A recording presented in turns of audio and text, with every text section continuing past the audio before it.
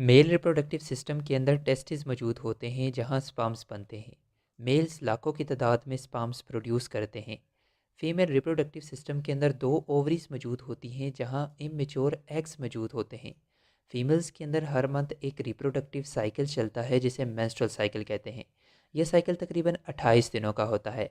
इस साइकिल के मिड में फीमेल की किसी भी एक ओवरी से एक मेच्योर एग रिलीज होता है, यानी एक ओवम रिलीज होता है। फिर ये एग ओवरीज से फ्लोपियन ट्यूब्स के अंदर आता है।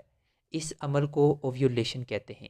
याद रखिएगा, ओव्यूलेशन के बाद ये एग फीमेल रिप्रोडक्टिव सिस्टम के अंदर तकरीबन 24 घंटे तक रहता है, यानी एक दिन तक ओव्यूलेशन के बाद ये एग फीमेल रिप्रोडक्टिव सिस्टम के अंदर रहता है। सेक्सुअल इंटरकोर्स के दौरान मेल्स तकरीबन 300 मिलियन स्पर्म्स फीमेल की वेजाइना में रिलीज करता है। वेजाइना की पीएच लो यानी एसिडिक होने की वजह से बहुत सारे स्पर्म्स वेजाइना के अंदर मर जाते हैं।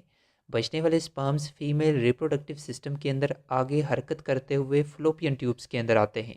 कुछ स्पर्म्स राइट साइड वाली फ्लोपियन ट्यूब की तरफ चले जाते हैं और कुछ स्पर्म्स लेफ्ट साइड वाली फ्लोपियन ट्यूब की तरफ चले जाते हैं।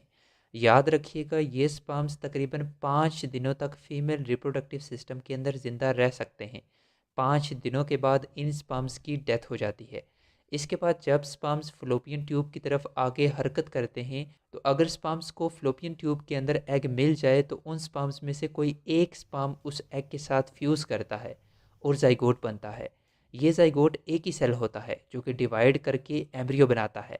फिर ये एम्ब्रियो यूट्रस की तरफ हरकत करता हुआ आता है और यूट्रस की इनर लाइनिंग के अंदर इम्प्लांट हो जाता है, यानी यूट्रस की इनर लाइनिंग के साथ जुड़ जाता है।